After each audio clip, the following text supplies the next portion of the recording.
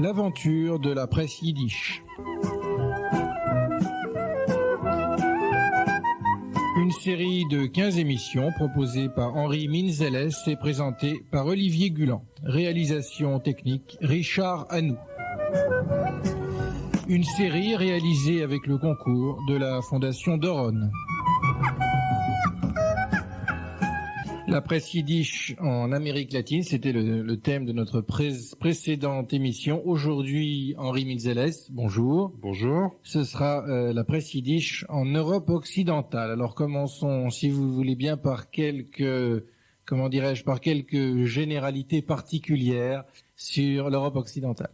Oui, il y a une différence fondamentale avec de l'autre côté de l'Atlantique. La fois précédente, nous avons remarqué que dans l'entre-deux-guerres, la majorité des immigrants, la majorité de ceux qui s'étaient installés en Amérique latine étaient ashkénazes et yiddishophones.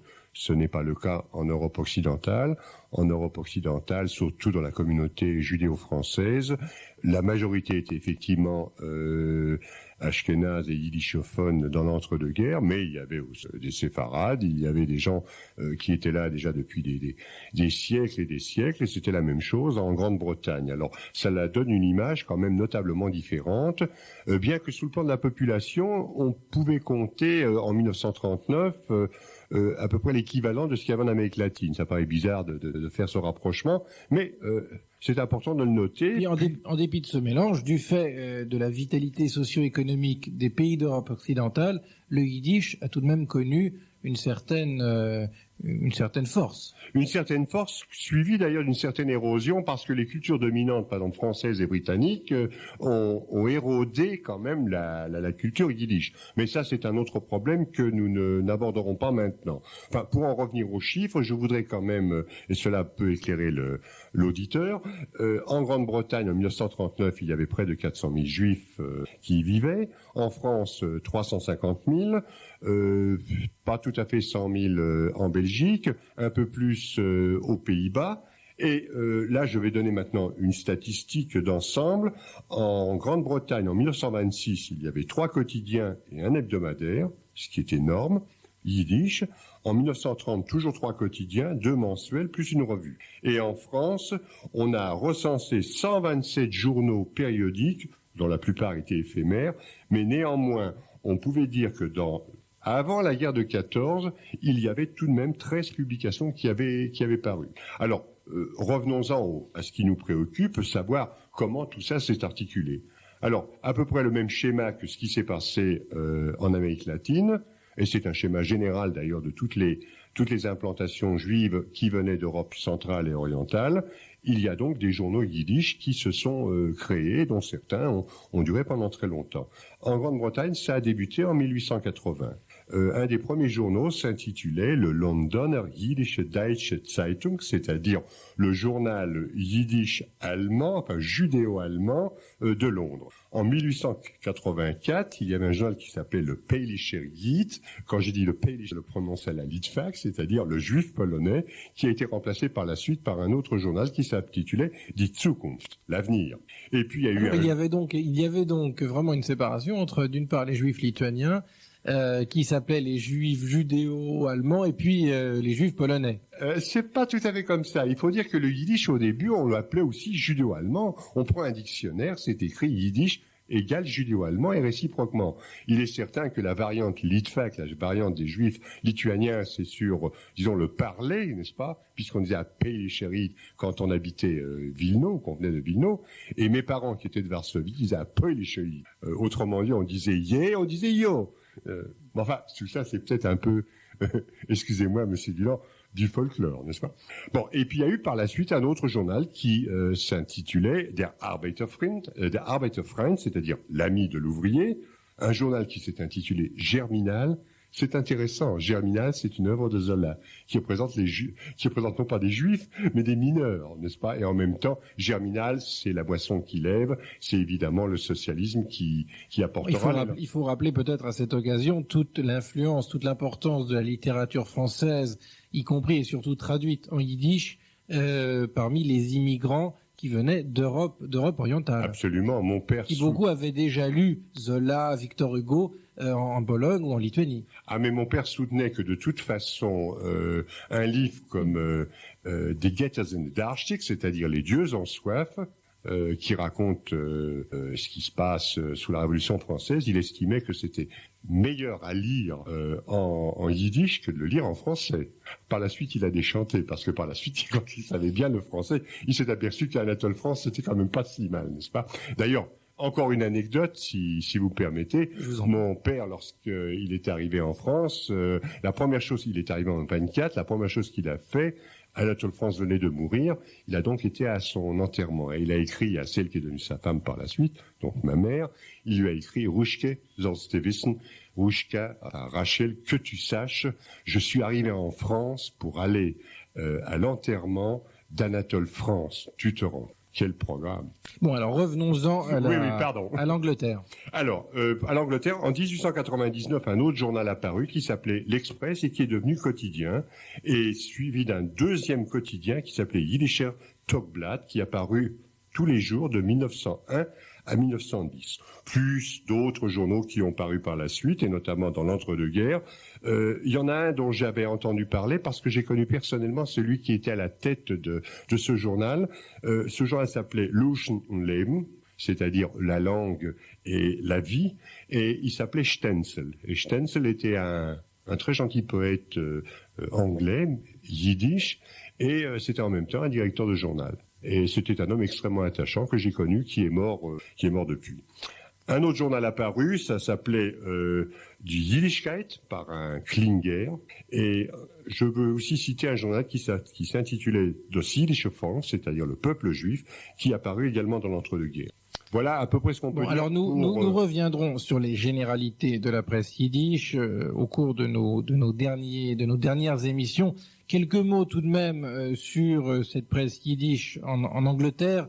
Quelles étaient ses particularités du point de vue idéologique, du point de vue journalistique, du point de vue éditorial? Oui, je peux dire qu'il y a eu à peu près les trois phases que l'on a connues dans les autres pays, c'est-à-dire une phase, disons, bundiste, plus suivie d'une phase communiste, suivie d'une phase sioniste. C'est-à-dire que ces trois idéologies se sont partagées.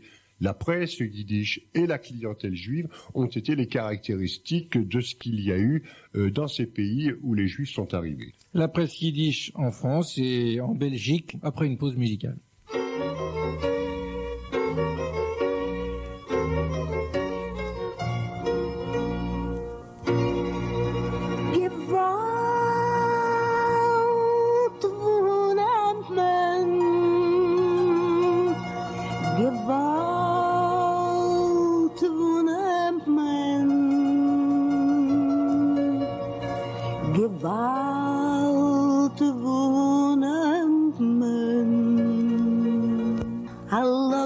Zu Gatchen, die Warnitschkes, a look schon Brett zu Gatchen, die Warnitschkes, Mehl und Salz, Pfeffer und Schmalz, a look schon Brett zu Gatchen, die Warnitschkes.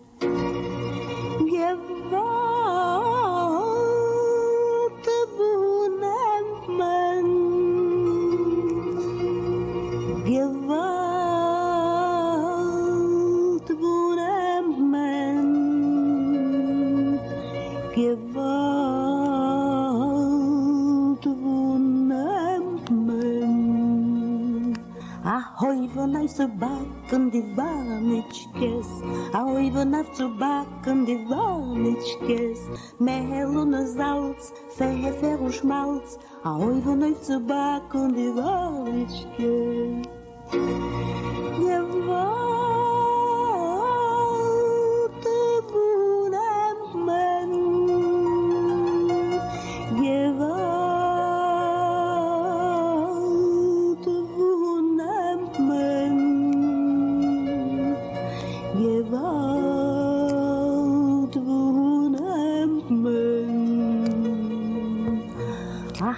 Hackmesser zu hacken, die Warnitschkes. Hackmesser zu hacken, die Warnitschkes. Mehl und Salz, Pfeffer und Schmalz. Hackmesser zu hacken, die Warnitschkes.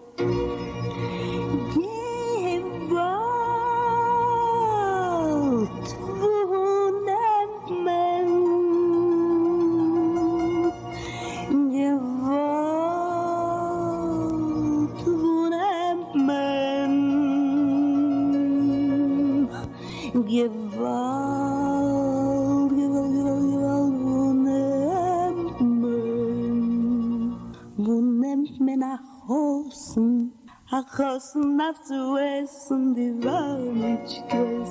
Achosen auf zu essen, die Warnitschkes. Mehl und Salz und Pfeffer und Schmalz. Achosen auf zu essen, die Warnitschkes.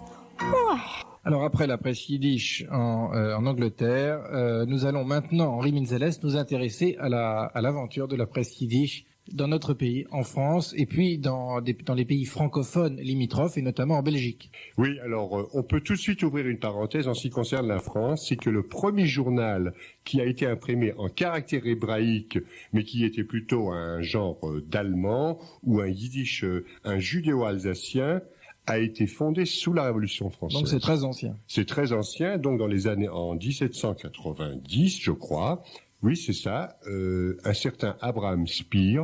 D'ailleurs, nous en avons parlé, je pense, à une émission yiddish l'année dernière, lorsqu'il y avait les fêtes du bicentenaire.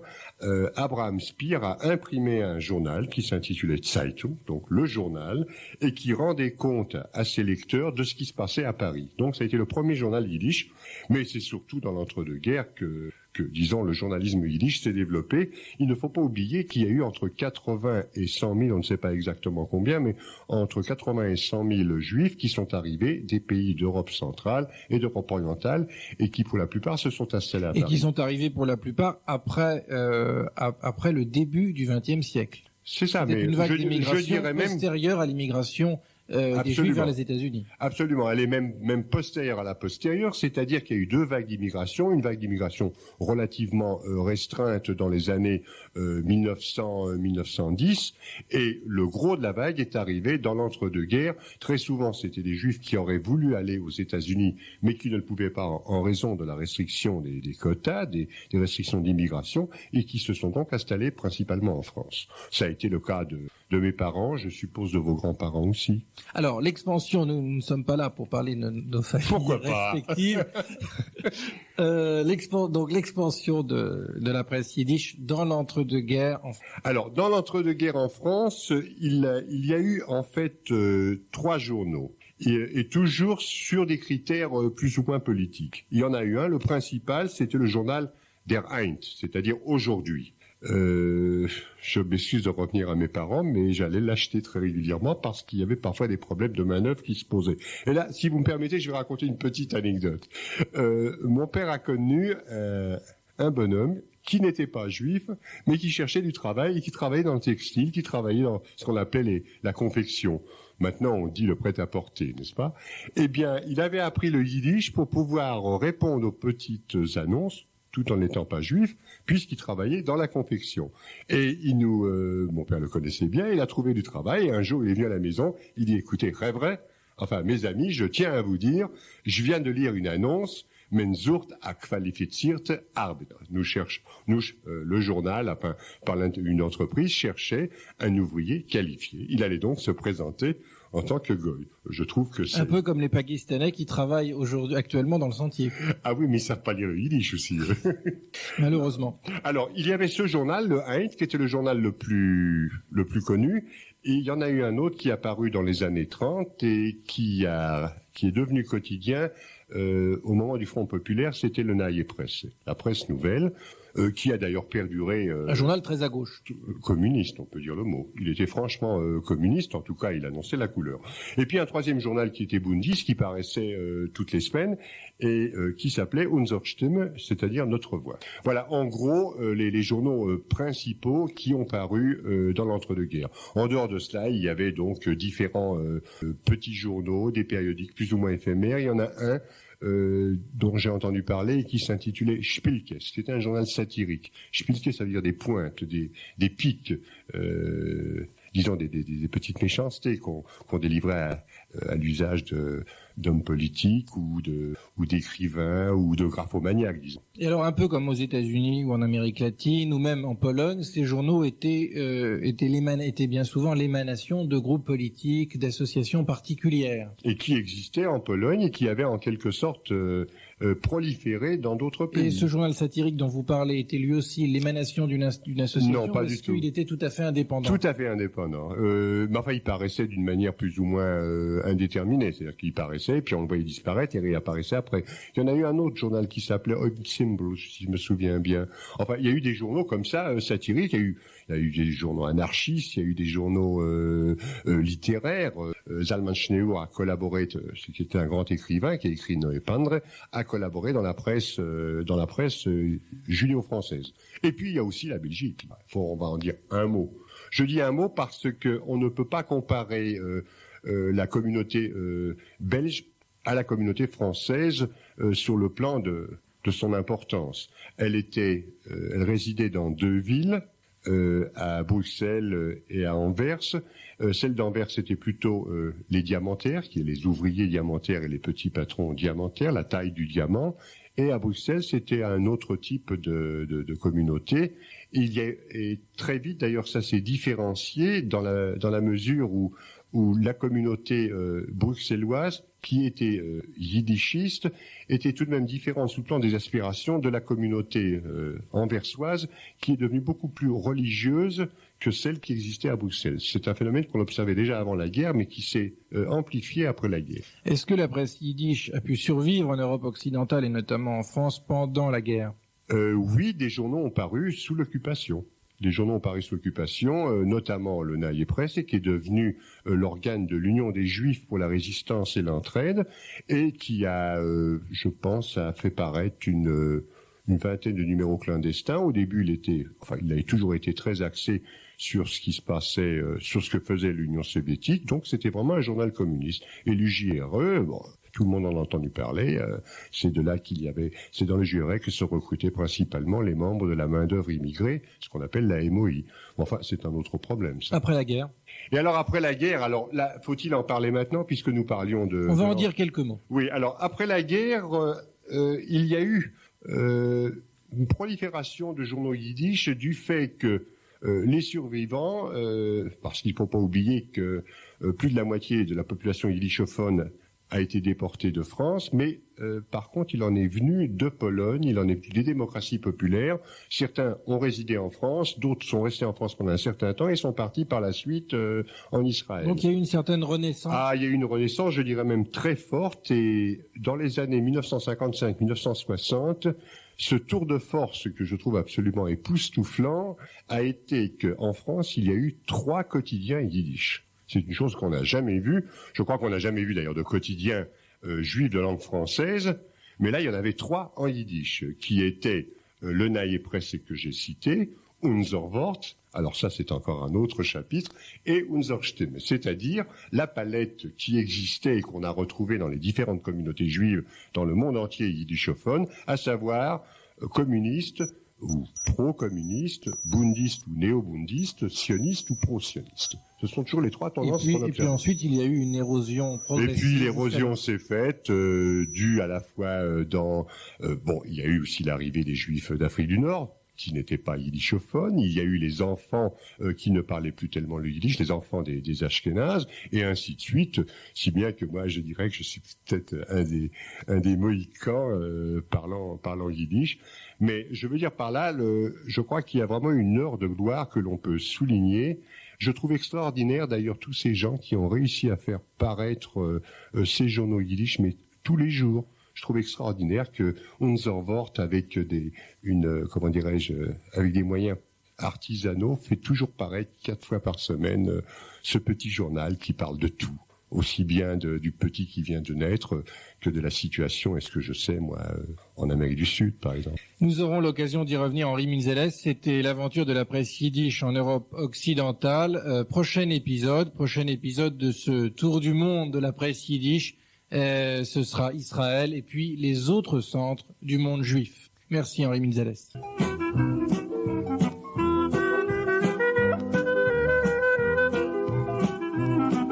C'était l'aventure de la presse yiddish, une série d'émissions proposées par Radio Communauté Judaïque FM avec le concours de la Fondation Doron.